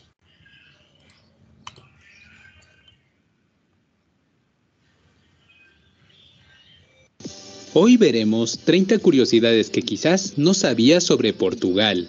Comenzamos. Número 1. El nombre de Portugal proviene del nombre de un puerto que estuvo cerca del actual Oporto, probablemente en la actual Vila Nova de Gaia. Este puerto se llamaba Portus Cale, que significaba puerto de Cale. Sobre el significado de Cale al ser tan antiguo, unos dicen que deriva del nombre de los galos, u otros dicen que proviene del nombre de un argonauta de la mitología griega, pero no existe un consenso actual. Con el tiempo, el nombre evolucionaría de Portus Cale a Portugale, y finalmente quedaría como Portugal. Número 2. Una de las librerías más antiguas del mundo que aún están en funcionamiento es la librería Bertrand. Esta misma fue reconocida por el libro de los récords Guinness del año 2011 como la librería más antigua del mundo aún en funcionamiento, pues fue fundada el año 1732. Número 3. Aunque en tiempos del Imperio Romano ellos consideraran al Cabo de Finisterre como el fin de Europa, lo cierto es que el Cabo de la Roca en Lisboa es verdaderamente el punto más occidental de la Europa continental.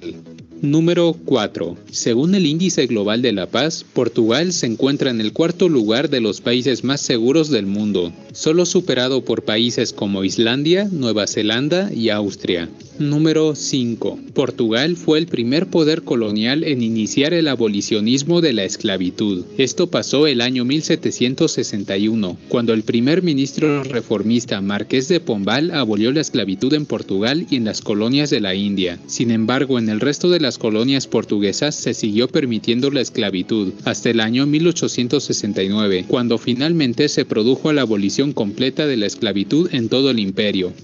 Número 6. La cordillera oceánica más extensa del mundo es la dorsal mesoatlántica, una cadena montañosa que se extiende a lo largo de 11.300 kilómetros. Esta misma está en su mayoría por debajo del nivel del mar, excepción de pocas islas como Islandia, la isla de Ascensión y las Azores. Estas últimas son territorio portugués. Y en ellas está el Ponta do Pico, el cual es la montaña más alta de toda esta cadena montañosa, con una altitud de 2.351 metros sobre el nivel del mar. Número 7. Portugal es uno de los líderes mundiales en la producción de energías renovables. Satisface casi el 70% de sus necesidades energéticas a través de la energía hidráulica, eólica y solar. Número 8.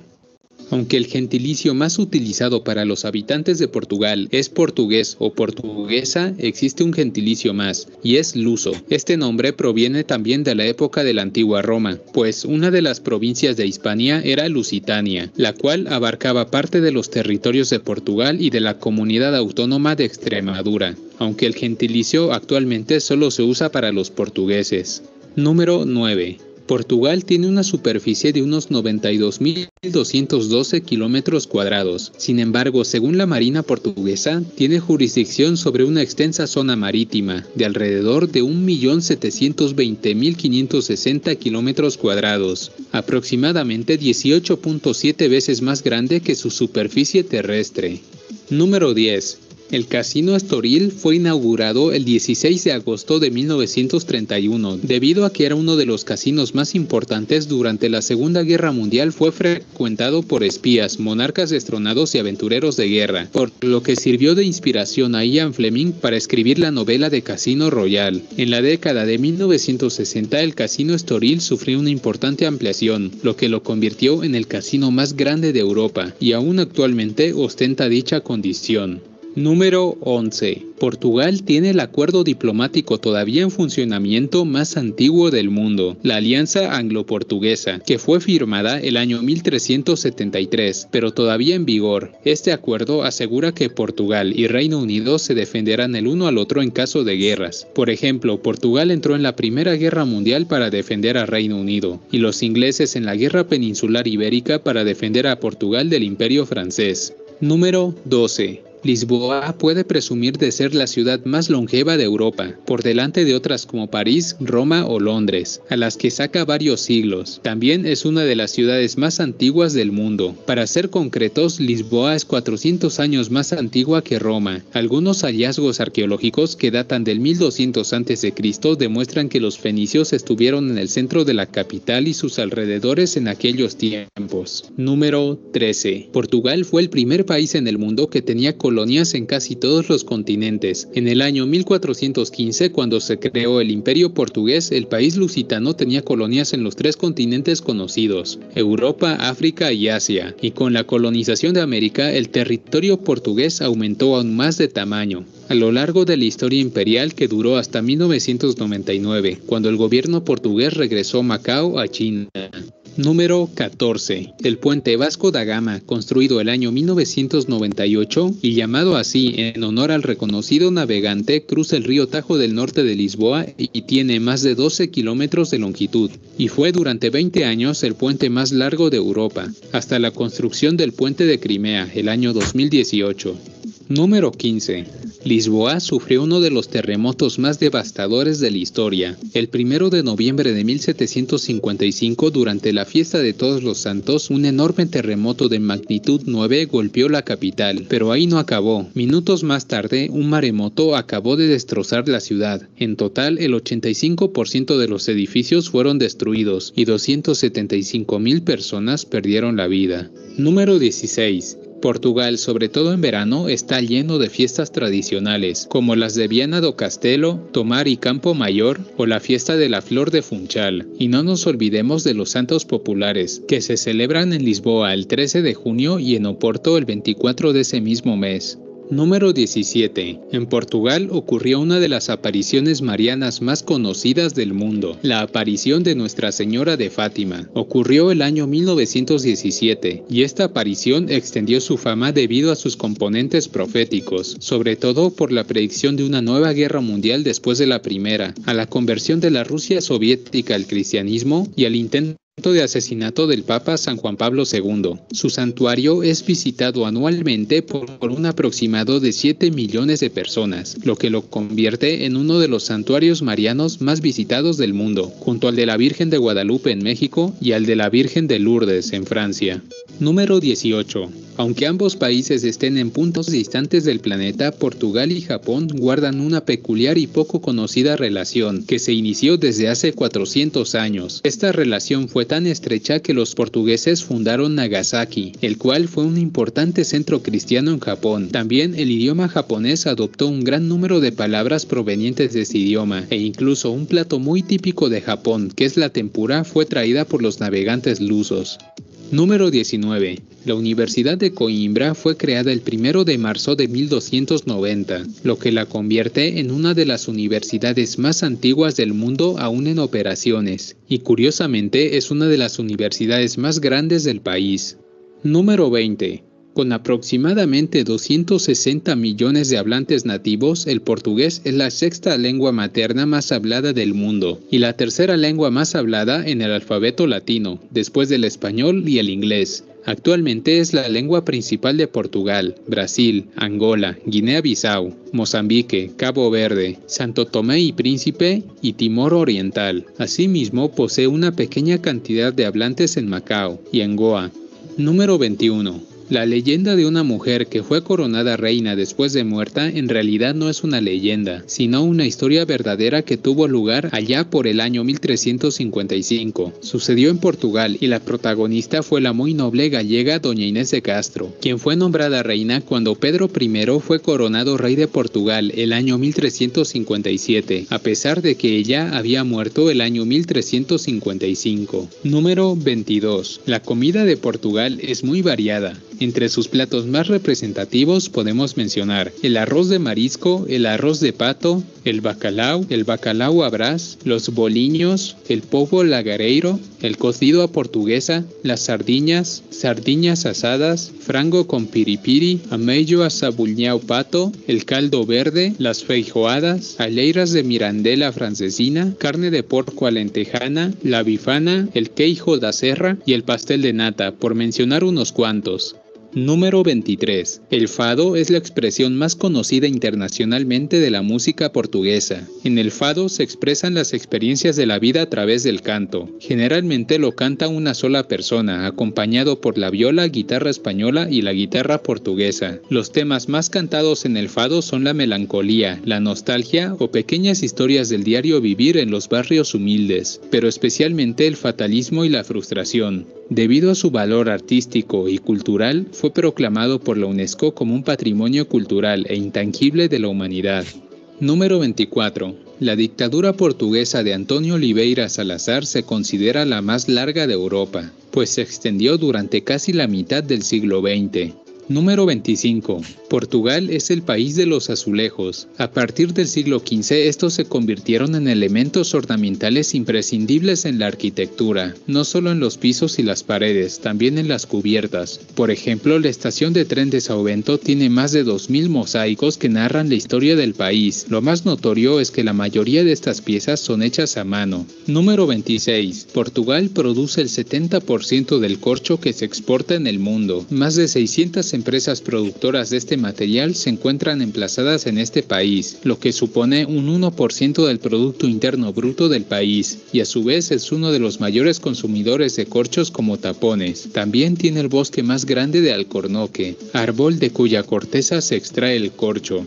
Número 27. Los portugueses, como buenos navegantes, fueron los inventores de la embarcación de vela conocida con el nombre de carabela. En este tipo de barco navegó Cristóbal Colón cuando partió en su expedición hacia América. Son de sobra conocidas la Niña, la Pinta y la Santa María. Enrique el Navegante o Fernando de Magallanes fueron otros famosos exploradores que zarparon en este tipo de barco.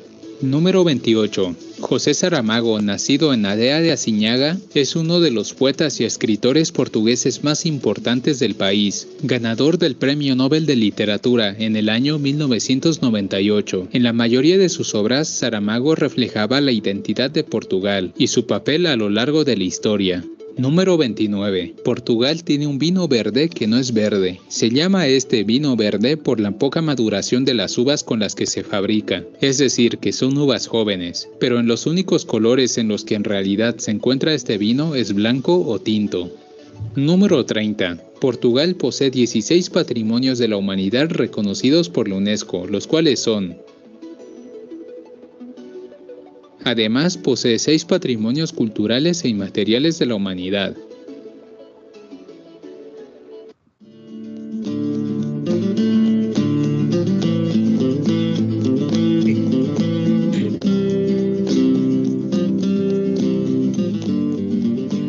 Sale. Vamos a ver a Portugal ahora. Les voy a cargar, dejen si no hay un video por aquí. ¿Es este el que vimos? No, ya. Les voy a cargar la presentación para que se vea completa en la pantalla. Y vamos a ver de la vitivinicultura de Portugal. Sí, muy destacada en distintos tipos de vinos, de distintas calidades, unos fortificados que definen mucho al país, como en el caso de los Oporto y Madeira, que estaban platicándonos Mariana y Michelle hace un momento. Pero no solamente esos, ¿no? También algunos vinos jóvenes. Y vamos a conocerlos. Como en el caso de los viños verdes. Y ahorita vamos a ver. A ver, aquí está la Portugal. Vamos a ver. Muy bien.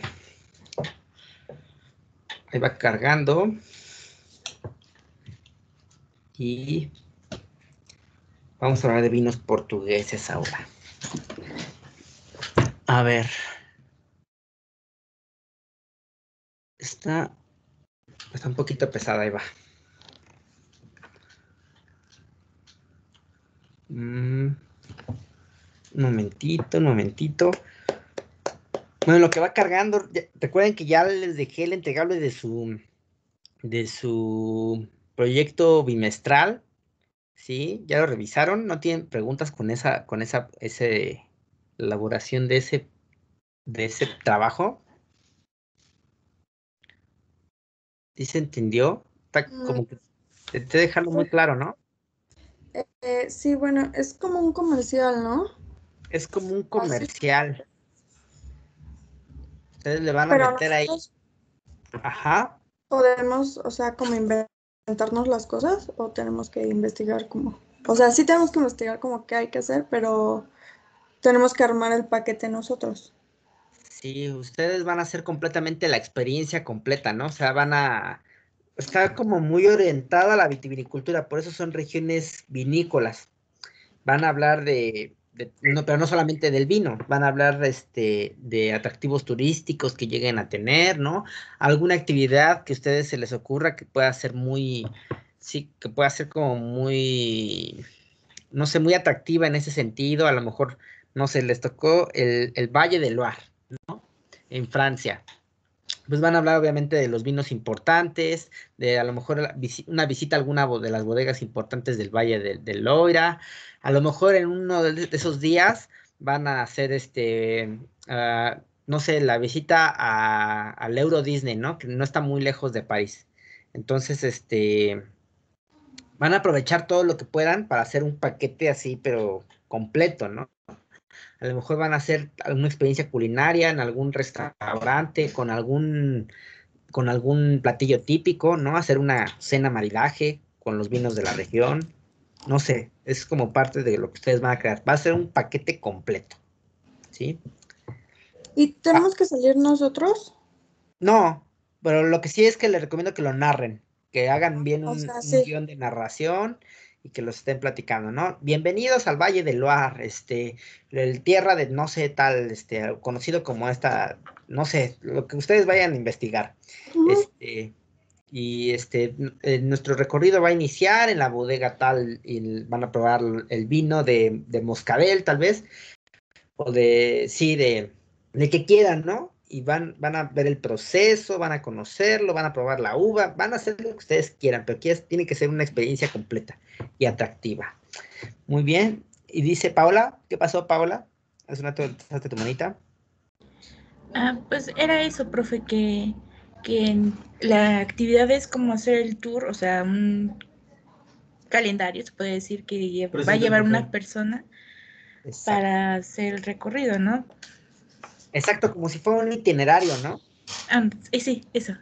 Sí, de todo lo que van a ir, ustedes van a vender, a lo mejor a una persona aquí en México le van a vender ese paquete para ir a ver La Rioja en España, o una región de Alemania, el Rin, o no sé, la que les haya tocado, porque todas son distintas, ¿no? Entonces, todo lo que puedan encontrar atractivo de ahí, incluyanlo, algo padre, Entonces, que valga la pena. no hay un problema si agarramos así como pedazos de un video de paisaje, de lugar y así. No, precisamente esa es la idea, que sea como muy dinámico, que enamore a la vista, ¿no? Es un comercial, o sea, tiene que ser muy, muy visual. Tienen que incluir muchas imágenes, tienen que incluir muchos fragmentos de video, tienen que narrarlo bonito, ponerle también ahí un fondo musical ahí coquetón, que le pongan ahí mucho caché, ¿va? Para la realización. Ok, gracias, profe. De nada, Mariana. Yo lo tenía pensado diferente, chef. O sea, va a ser un video en sí.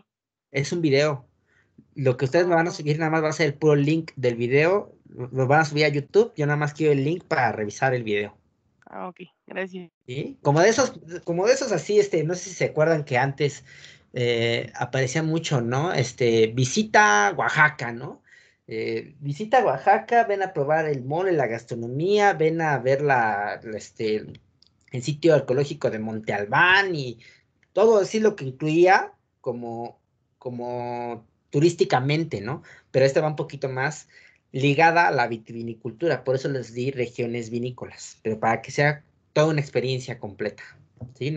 Obviamente lo importante es el vino, ¿no? Que hablen de las denominaciones de origen, si las llegan a tener, o vinos que destacan, o bodegas que destacan, ¿no? Pero que sea no nada más puro vino, o sea, que sea toda una experiencia de viaje, un tour que ustedes están vendiendo, ¿va? Muy así, muy, muy atractivo que lo dejen. Vamos a iniciar entonces a hablar de Portugal. Quedan 15 minutos, a ver hasta dónde llegamos. Profe. Ajá, ¿qué pasó? Una pregunta. ¿Tenemos que hablar ahí, o sea, narrarlo o lo podemos describir ahí en el video? Lo pueden hacer como contexto, pero realmente no se ve igual de atractivo que cuando lo narran. Es como, yo les recomiendo que lo narren porque se va a ver así más atractivo. Le va a dar mucho más presencia al comercial. Entonces, obviamente, si les toca, por ejemplo, de un idioma que no conocen, a lo mejor les tocó Porto en Portugal o les tocó en Italia, busquen la pronunciación en el traductor de Google, ¿no? Ahí viene una bocinita y les dice cómo pronunciarlo, para que ustedes hagan la narración como deben, ¿no? Que mencionen las uvas como son, ¿no? También, que le pongan mucho profesionalismo a ese comercial, porque lo tienen que hacer pues, como tal, como si lo estuvieran vendiendo, ¿no? Muy bien. Vamos a hablar ahora de los datos generales de Portugal. Dice, ellos van a producir alrededor de 6.6 millones de hectolitros de vino anualmente y van a consumir 4.5 millones de hectolitros, lo que se deja el resto para la importación. Entonces, ellos tienen mucho esta cultura de autoconsumo, ¿no? Y en el vino pues está muy marcado, ¿no? Consumen mucho vino nacional. Tiene alrededor de 190.567 hectáreas de viñedo plantado. Vemos que pues, es muy poco a diferencia de los países que hemos visto, ¿no? Como en el caso de España, que ya anda tocando, ya ha rebasado el millón, o Francia o Italia, que están también bien altos en estos números, pues estos tienen un poquito menos, pero se elabora vino en todo el país también, de norte a sur. y es el primer lugar en consumo per cápita con un consumo de 51.4 litros por habitante anualmente, ¿no? Entonces, consumen muchísimo. Hay lugares donde se consume más vino, pero digamos que en una relación por el territorio, pues digamos que estos son más importantes, ¿no? Porque lugares como el Vaticano, la Ciudad del Vaticano, ¿no? Que llega a consumir 71.25, o Andorra con 49.37, pues estamos hablando de una proporción así de territorio minúsculo, ¿no? O sea, allí es más propenso a que la gente consuma más, ¿no? Siendo que aparte que están en Europa, ambos países, ¿no? Porque son independientes. Pero ya hablando como de país ya bien conformado, con una población muchísimo más grande, siendo los portugueses los que más consumen, ¿ok? Ya así como un país más conformado, ya más formal, ¿sí? Un país, no es que los otros no sean formales, pero vean qué proporción tiene de territorio y obviamente de cantidad de habitantes que pueda llegar a tener estos dos lugares, entre el Vaticano y Andorra.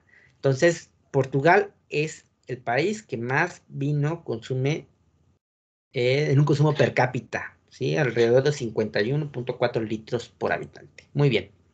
Aquí se encuentra Portugal, ¿no? Les digo, en el extremo más poniente de Europa, ¿no? Colindando al este con España, al este y al norte, ¿no? Y al oeste con el Océano Atlántico.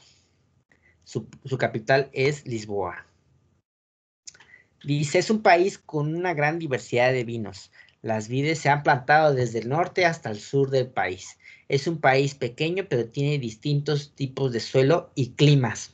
Yo cuando pienso en Portugal, no sé por qué me lo imagino mucho como Baja California, aquí en México, ¿no? Como que tienes este sentido de ser así como, pues, un país alargadito y que ese tema de las latitudes, pues le da distinta variedad de climatología, ¿no?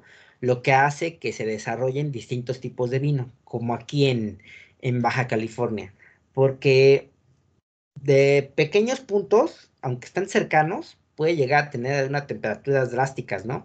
Puede ser que en el Valle de Guadalupe estén en 32 grados y en el Valle de Santo Tomás o en el Valle de San Vicente, en Baja California, tenga una oscilación de 8 grados más o menos, ¿no?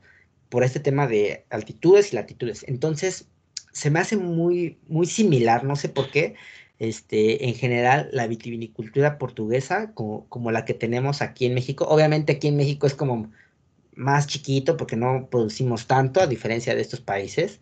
O sea, si ellos tienen 190,000 hectáreas de vides, nosotros tenemos como 30,000, ¿no? O sea, es poquito, es una muestra. Pero, a la vez se me hace como similar. Por ese tema de las latitudes y las altitudes que dan distinta climatología. Dice, la región Duero fue delimitada en 1756 y fue la primera región de vino en ser delimitada en el mundo.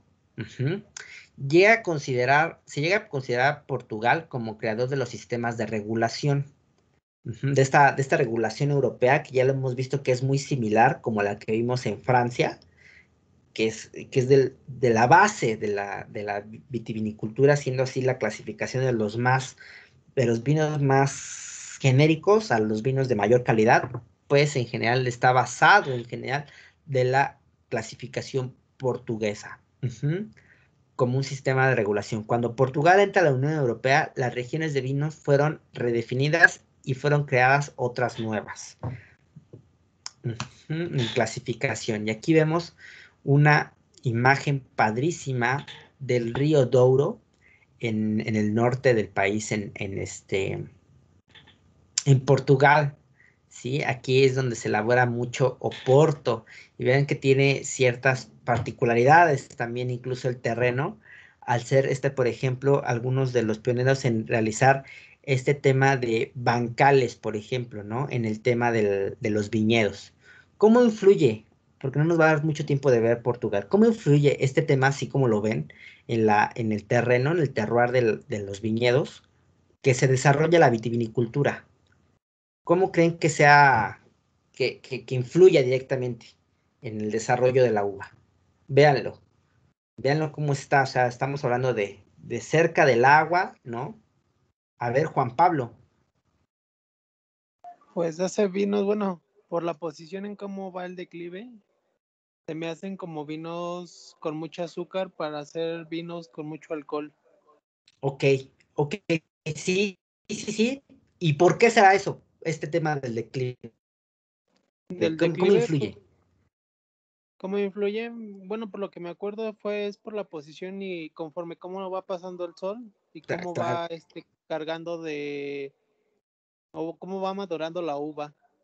Correcto, Juan Pablo. Es uno de esos grandes temas que influye es la absorción de calidad solar, ¿no? De horas sol que pueda tener la planta, que le va a dar una maduración muy importante a las uvas y que en este sentido de las pendientes están diseñadas para cada uno de los terrenos, ¿no? O sea, de cada una de los ángulos de inclinación que pueda llegar a tener para el mayor aprovechamiento del sol, que es una de las cosas que más ayuda a la maduración de la uva y por ende que se tenga una gran carga de nutrientes y obviamente de azúcar, lo que se ve traducido también en alcohol. Muchas gracias, Juan Pablo, muy asertiva tu participación. Valeria, por favor. Pues creo que nada más me faltó mencionar que, bueno, las cepas que se encuentran abajo del declive, pues son las que van a absorber mayor cantidad de nutrientes. Ok, pero fíjate, ahora que estás hablando precisamente de esto, que también es muy importante, el hecho de que se realizan estos bancales, o sea, estos términos escalonados en las pendientes, hace que se repartan mejor los nutrientes y que no solamente los que se encuentran en la parte baja sean los únicos que tienen nutrientes, sino que se vayan repartiendo en cada uno de los escalones que es donde se encuentran las vides. Por este tema de ser por la precipitación de la lluvia, que los nutrientes tienden a ir hacia la parte sur, a la parte más baja de altitud, pues aquí se reparten, ¿no? Es también algo que ayuda y que obviamente se requiere mucho trabajo previo a la plantación de las vides y que es algo que se ve traducido en mucho costo, pero que también refleja el aprovechamiento completo del terroir, para que no tengamos tanta variación en este tema de calidad con respecto a la altitud que llega a tener el viñedo. Es por eso que como suelen ser con muchas pendientes este tema de los terrenos, pues ellos lo han sabido adaptar para poder hacer vinos uniformes y aprovechar cada una de las características del terreno. A ver, tenemos 3 minutos. ¿De qué vamos a hablar? Del sistema de Lisboa.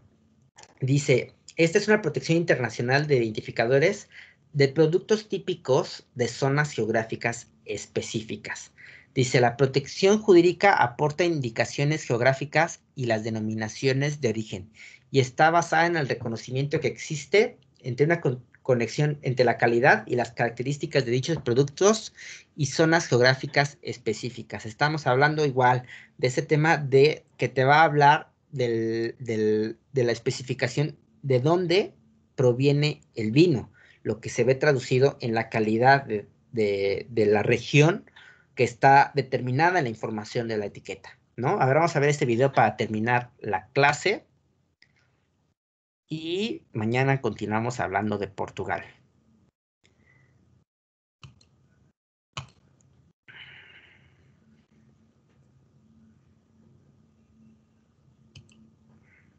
Es Portugal.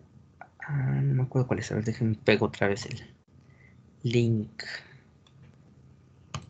Sistema de Lisboa. ¿Qué es este?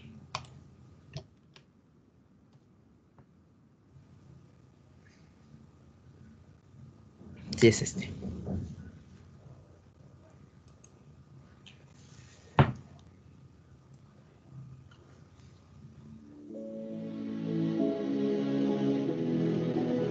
A minha terra é de mar vento e vida que gira com o passar do dia. É feita de lama fresca, quente com o sol nascente, que bronzeia os filhos da sua boa gente. Esta terra enfrenta com a mesma teimosia o ar gélido do Atlântico que vem derrompante e o bafo seco dos dias de verão, que chega por vezes como o vento levante. A minha terra é feita de festa até madrugada, de exageros e calma depois da celebração. A minha terra protege, envolve e conforta e canta bem alto uma só canção. Ela recebe, convida e acolhe e abre as portas sem hesitação. Sorri com vontade, com rugas vincadas pela tradição. A minha terra é feita de campos, de carreiros longos e sulcos profundos, onde se perderam as horas e se condensam pequenos mundos. Aqui caminhamos lado a lado num percurso pintado de rubi. Aqui levamos de mão em mão esmeraldas como nunca vi. Na minha terra, aprendemos que a espera é um prazer adiado, até termos com uma dura alegria o descanso de um corpo cansado. Eu trago comigo a lembrança dos dias que passámos unidos e trago comigo a esperança, desde que fomos escolhidos, de sermos um bom e reconhecido, de nos juntarmos num abraço enternecido. Da minha terra retiro a minha força e cresço, bravo e encorpado. Sou tranquilo, bem equilibrado e, claro, bem perfumado. Torres Vedras e Alenquer. Vinos de Lisboa. Ahí es como una introducción, ¿no? A los vinos portugueses y pues se nos acabó el tiempo, ya nos va a dar chance de hablar un poquito más. Lo vamos a dejar para mañana hasta aquí, ya para entrar de lleno a ver Portugal el día de mañana. Muy bien, pues nada más. ¿Alguna pregunta o algo? Si no, ya nos vamos a despedir para vernos otra vez mañanita. ¿Todo en orden? Sí, profe, todo bien. Perfecto. Sí, muy bien. Entonces, pues, vámonos y nos vemos el día de mañana. Vamos a continuar hablando de ese tema de vitivinicultura portuguesa, ¿de acuerdo? Muchas gracias por su atención y cualquier cosa ahí me mandan correo, ya saben, ¿va? Los estoy viendo mañanita. Entonces. Gracias, profe. Hasta mañana. Gracias, profe. Bye. Hasta mañana. Ustedes. Muchas gracias a ustedes. Se cuidan. Hasta luego, profe. Hasta luego. A ti, Valeria, gracias a cada uno de ustedes.